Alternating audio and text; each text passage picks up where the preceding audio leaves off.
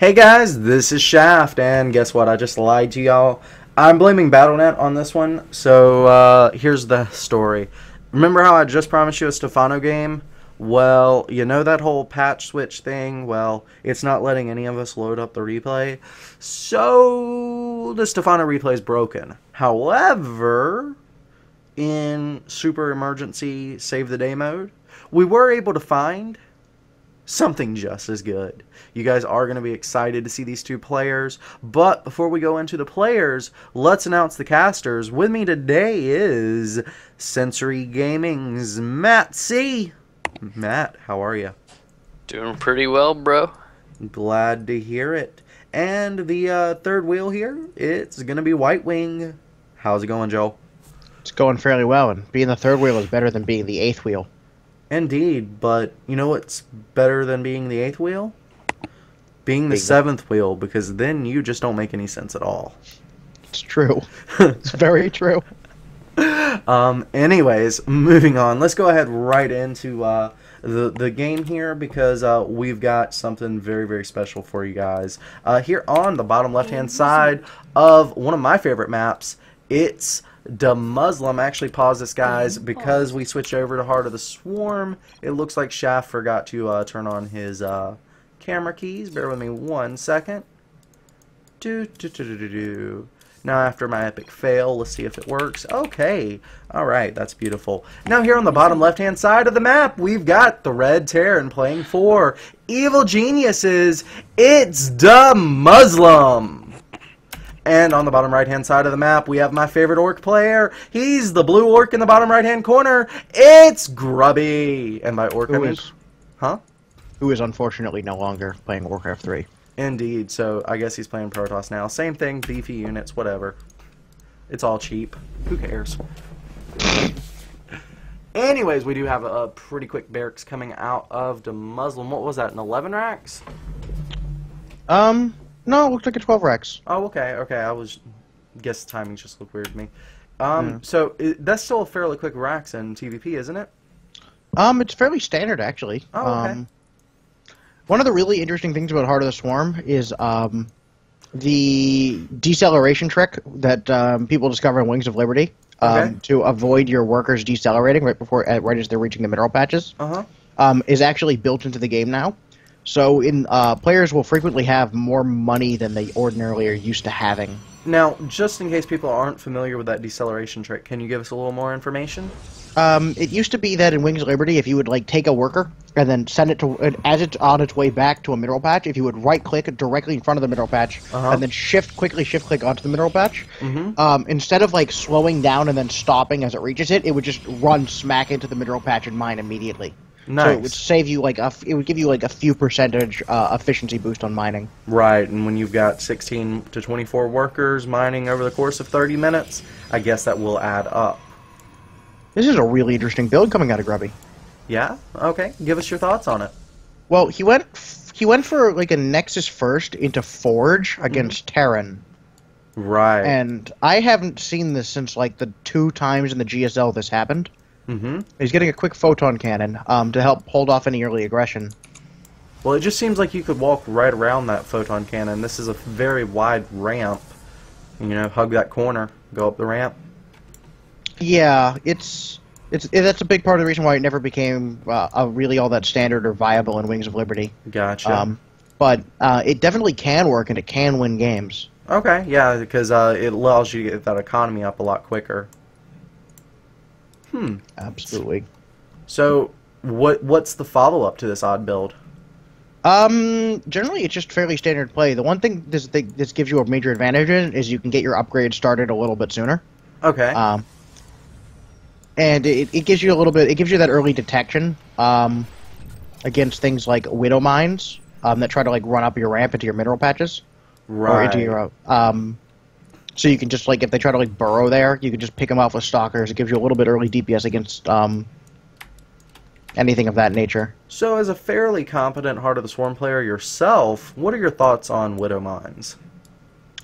They're very good units if used appropriately. I feel they're a lot better in TVZ than they are in TVP.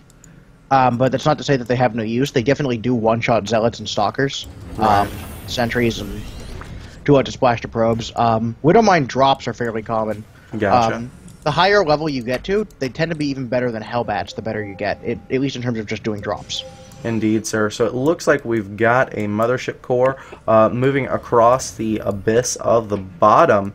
It also appears that Hellions are going to be the play of the day right now for Muslim. So it may, I don't know, how are they going to, what is the mothership core going to do here?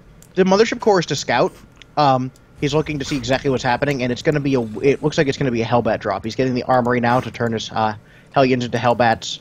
He's going to put up 4, should be putting 4 into the medevac, and then speed boosting into the middle line, and then turning them into Hellbats. Gotcha. About Hellbats, recently I heard they did get a bit of the way they work is going to be changed up a bit. Do you think that's going to hurt them, or they'll be the same?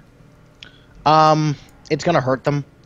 The way it was before is you could load up 4 Hellbats into a medevac drop, speed boost over a mineral line, and drop them all right into the minerals.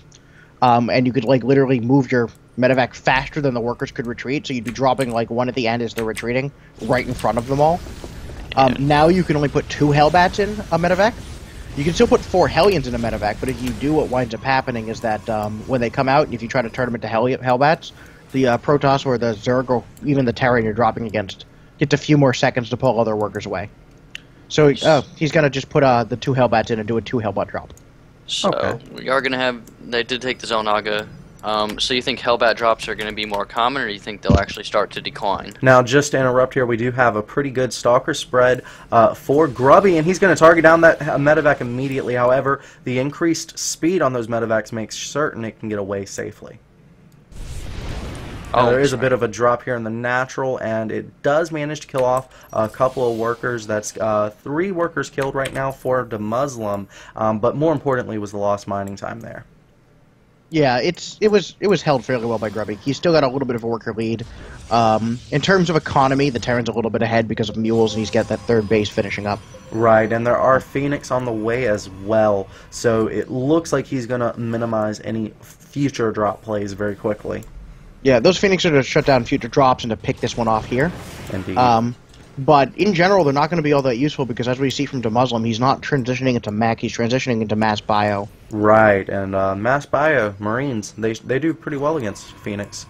Oh, they do very well against Phoenix. Indeed, sir. So we've got a 3rd Nexus on the way here for Grubby. Matt, please feel free to talk, man.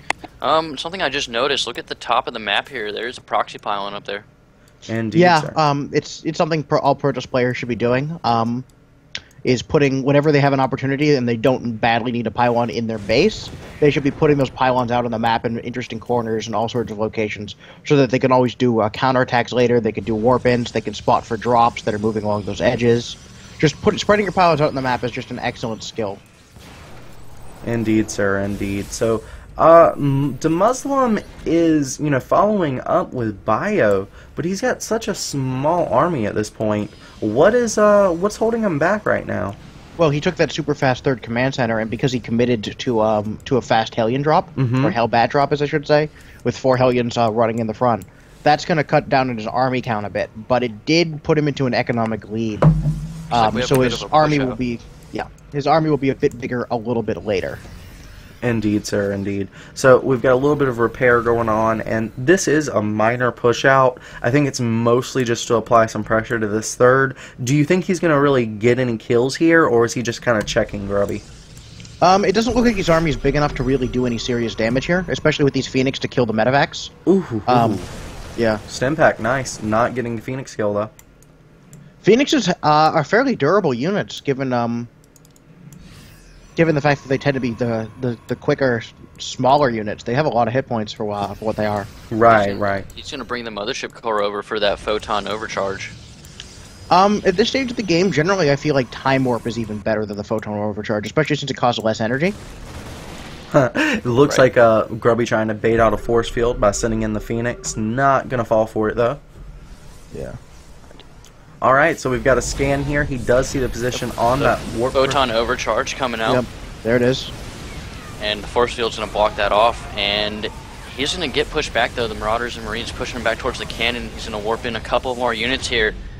Really, neither side losing a lot here. He's going to pick off that Hellbat, though. Indeed, Yeah. sir. Those Phoenixes in this situation are worth quite a bit because they really discourage the Muslim from attempting drops. They can attack the medevacs with impunity during the actual fights, and they can lift the few amount of Hellbats he has that really do the tanking. Yeah. The Phoenix! Wow. Looks like he just left those sitting there. Yeah, he must have been out macroing somewhere because that was real sloppy. He did lose 2 Phoenix there, and this is actually giving DeMuslim the ability to go ahead and push in here with impunity because of the healing of the medevacs. He cleans up the rest of the Phoenix, and he's done a lot of damage to the Protoss army. He's actually 40, almost 50 supply ahead now, so if he just runs back, he's in a good position. He's taken his own third. Now, there was a little bit of harassment here at the natural. Grubby sending the single warrior zealot in. 3 workers have been killed so far. He's not targeting down, however, and the concussive shells will ultimately be the death of him. But that zealot was a blade master, guys. He was a blade master in a past life. The problem for Grubby is that with this opening he did, and with the Phoenix defense that he's been relying on, he doesn't have any really considerable splash damage to deal with this stim medevac healed army. Right, even Archon's not really able to hold off there. He does target down that Archon. He's retreating back to the defense of his medevacs, getting the perfect angle. Grubby not doing the best job here with positioning, it looks like. Well, I mean, look at how small his army is. He just got a couple zealots, a couple Archons, a couple Stalkers. Yeah, but he keeps getting baited out. He did have a concave there, but he's not really controlling his units the way I expect from, the Grubby. He's going to go High Templars with the Storm. I'm sorry, not High Templars, the Storm. Yeah, Grubby's actually uncharacteristically floating a bit of money here. He's out of gas, which is why he's having difficulty spending it, because he wants to building gas units right now, Stalkers, etc. So he's going to go ahead and rectify that by realizing he just needs to build zealots right now. Gotcha. And with this heavy zealot composition, do you think that charge would be something he can look forward to, or is concussive shells really going to put an end to even that idea? Given that his opponent is not making Hellbats or Hellions, charge is a fantastic choice right here. And he actually starts it off right as I say that. Nice. You are a prophet. Yeah, a nasty drop in the back. In the back, yeah. Oh yeah. Ooh, nice little drop here. Let's see how many workers we've got killed so far. The Time Warp comes down. He's going to storm off part of that, kill off a couple of those Marines, and he's splitting his army here. The Mothership Corps is going to focus down that one side. The Stalker's going to blink up towards the top. Really, not actually. No, it looks like the Terran player's going to pull through here due to the amount of Marines with the stim pack. Indeed, yeah, that was just some great splitting. Didn't take much damage from the storms. Yeah, he actually only killed about 2 units with that, 2 to 3 units with that storm. It looked like. Yeah, that drop is still going in the back of his Bane. And that's a big win right there for the Terran player. Yes, sir. So it's actually 12 workers killed for Muslim right now. Something I would like to note, though, is that the Muslim has 100 supply advantage. Grubby seems to be forgetting to produce in these major battles, and that lack of macro has ultimately just crippled his production. He's actually floating 1160 minerals and 650 gas right now. Yeah, I feel like Grubby was trying to be a little bit too fancy this game, trying to do a few too many different things that aren't really standard. All at once, and he really got gas starved badly for a while there. He didn't really want to make zealots. He didn't really feel like he wanted them. He wanted units like Stalkers to use with the sentry range, rather to use range with the force fields. He wanted Phoenix. He wanted Archons. He wanted Storm, and he just didn't really have enough gas for it. So he wound up just having a really low supply count. Wound up having almost no real tech because he was spending all of his gas on units. And DeMuslim just went up for a straight-up Marine Marauder medevac build, which just kind of overran him. Yeah, and 2 forges. I don't know. You don't see that often. 2 forge is definitely a fantastic thing against Bio very frequently, but only when you're committing to a single tech. When you're going Stargate Phoenix along with High Templar and Storm at the same time and making Stalkers. You can't really afford double forge at the same time. Yeah, it does gas starve you, but even so, it goes back to his macro because He's not gas starved. He's sitting on 650 right now. Well, at this point he's gas starved, but earlier when it really mattered when the Mm-hmm. fights were starting, he was gas starved. Oh, okay. I actually didn't notate that, so gotcha. But yeah, hey, it happens, man. Grubby's still Grubby. He's still my favorite orc player. He still has some fantastic micro. The fact that he even made a couple of those later battles when he was so far behind in supply, as close as he did, is indicative of that. Indeed, sir. Indeed. Well, man, this looks like it's going to wrap up, our 5-game cast here. But, just in conclusion, what are your thoughts on the transition from Wings of Liberty to Heart of the Swarm? What are the... Because that's kind of what we did here. We started with We started with Wings of Liberty. Then we went to Wings of Liberty post-patch, kind of upgraded UI kind of thing, and then now we're in Heart of the Swarm. So we've kind of done a transition over this cast. What do you think the overall transition is going to be like the metagame going into Heart of the Swarm as soon as it hits the shelf? What are we looking at here? Well, it really depends on which matchups you're referring to, because they all change in very different ways. TVP, for the most part, mech is starting to open up a little bit, although a lot of players are still having trouble with it. It's going to take a bit longer for them to really figure it out. But TVP, for the most part, is actually quite similar to how it was in Wings of Liberty. There are changes here and there that make small differences, but overall, strategically, it's essentially the same. Terrans have a tendency to go Marine Marauder Medevac, abuse mobility, do drops, limit the Protoss while expanding more rapidly than the Protoss themselves, and eventually just wear the Protoss out. Protoss has a few more options to really experiment, things like the Oracle and whatnot, which can be very valid against Terran. But in the end, it doesn't really affect Terran's strategy all that much. Right. I guess the medevac speed maybe does a little more emphasis on the micro end of things rather than necessarily macro. But Terran's always kind of had that advantage anyway. Other matchups, mirror matchup, PvP. PvP has changed drastically because of two minor changes. The addition of the Mothership Core has drastically limited the overall power of early game pressure. Because your opponent can turn his Nexus into a cannon. And you can't do that at your opponent's base even with your own Mothership Core. Right. The other major change was the elimination of warp in on the high ground with low ground pylons. So the 4-gate is now completely dead and is no longer really an option. Gotcha. So this has drastically limited the aggression you can do very early on. Things like the blink nerf, which increased the research time required to get blink, have limited slightly the weaknesses of blink all-ins to compensate for the addition of the Mothership Core. All right. So we're seeing a lot more Stargate play. There are Oracle openers that can happen. And there were all sorts of interactions, and it's going to be a long time before people really figure out that matchup. Especially since the late game is no longer going to be Mass Colossus, because Tempests absolutely murder Colossus. Yeah. Tempest, beastly units, man. How do you feel about the range on the Tempest right now? I have mixed feelings about it. I like the unit. It's very fun to use because it doesn't do a lot of damage and it takes a lot of careful control and positioning. But at the same time, in some ways, it can be a little bit too strong. I'm not sure I'd call it broken or overpowered yet, but it might be. It's definitely something to look at, though. That does have quite a good range on it, and you can, like you said, with practice, that can be very, very, advantageous to have. Right. So, now moving on, we just covering all three of your matchups here. How does Heart of the Swarm change Zerg versus Orc for you? Well, I've never actually seen Zerg for Orcs. You know what I'm... Protoss, bud. I know what you mean. It changes it actually more than the other matchups. Well, more than PvT changes quite a bit.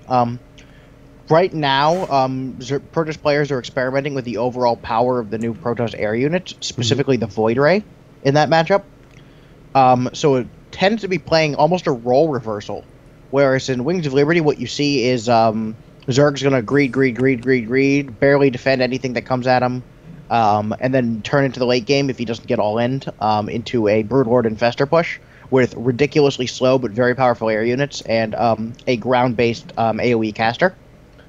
you see almost a role reversal where it's now the Protoss who's building up like the big Tempest Carrier Void Ray Death Ball with High Templar underneath to storm Corruptors and Hydralisks.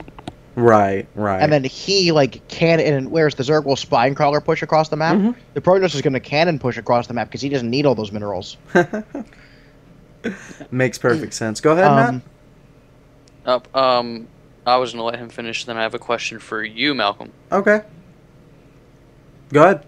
I was wondering, how do you feel about the Zerg in Heart of the Swarm? We've heard about the Protoss, but how do you feel about the Zerg?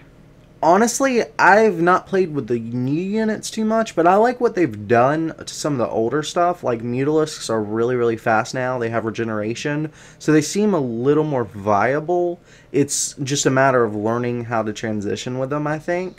And the same thing actually applies to Hydralisks. I think Hydralisks are going to have a much, much bigger role in the game now, simply because they're not so slow off creep. As we've seen in GSL recently, a popular build has been a Swarm Host Hydra combination. Right, right, yeah. Well, I mean, what do you think, though, Joel? Swarm Hosts are one of the more interesting units that the Zerg for the Zerg right now, because they're kind of binary in the way they feel when you use them or play against them. If the Zerg is playing it properly, they feel almost unbeatable because they come at a time or as a reaction to Protoss simply being in a position where he doesn't have the damage output in his army to crush the Locusts. And if you don't crush the Locusts, the amount of damage the Locusts do will just wear you out very quickly. And very quickly the Swarm Hosts get completely out of control.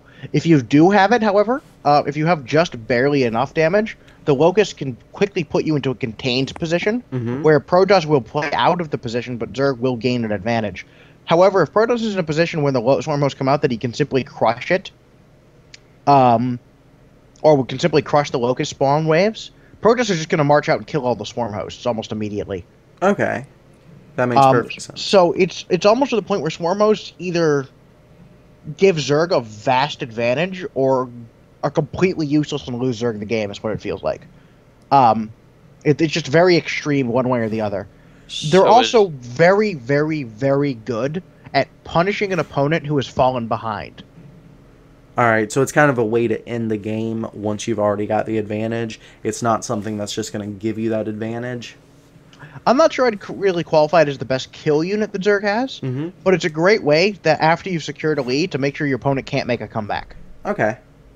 Matt, sounded like you had a question. I was gonna say another change that we've seen. You can now place creep tumors on ramps. How do you feel about that? I mean, it just makes spreading creep a little bit easier and less nonsensical, where you have to like have the creep tumor. You want to put it down the ramp, but it's just barely too far away to click down the ramp, so you have to move it like a tiny bit closer to the ramp first. I mean, it's one of those quality life things. I don't even want to think about how many seconds of games I've lost trying to fuck with creep tumors on ramps, dude. Well, there you go, Malcolm. Do you think that's gonna, be a really good thing to have now that you can possibly control the map a lot faster using these ramps?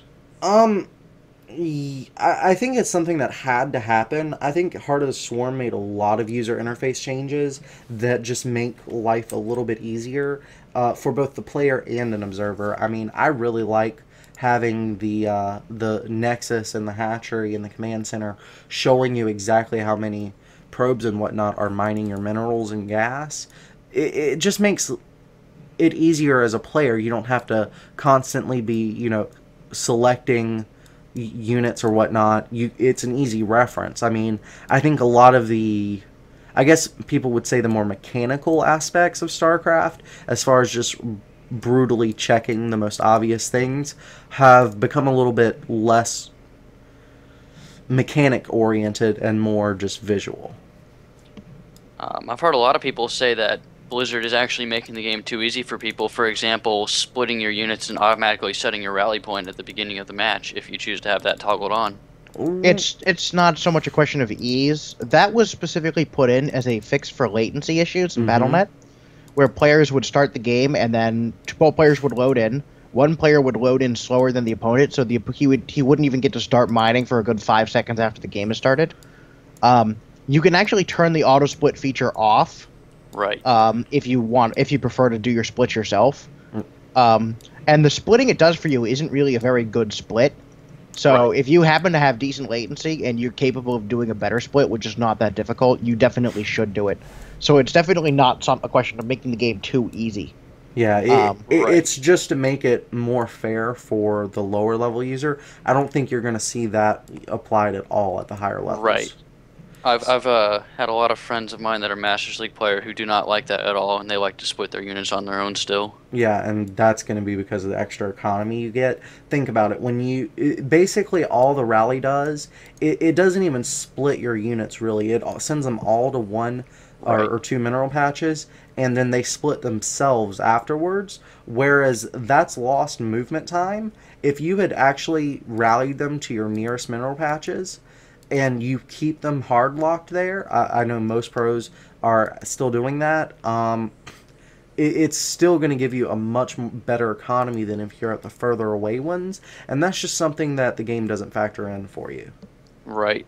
One other thing that I'm not sure if it's true or not. I've heard that that your probes, people are saying in Wings of Liberty, there's about a second when that probe first mines the mineral, where they wait about a little bit of a second before they go back, and they say now that in Heart of the Swarm, that second is gone, allowing you to gain resources just a little bit faster. Yeah, he mentioned that earlier, didn't you, Joel? Yeah, that's He what I was was talking talking about when a probe approaches the minerals, I believe. That what I heard was as soon as it mines the mineral, it would wait and then turn, and now it just goes straight back. It's both. It's a question of acceleration, deceleration while mining. Yeah. I see. Yeah. All right. Well, I guess that kind of wraps up our introduction to Heart of the Swarm here.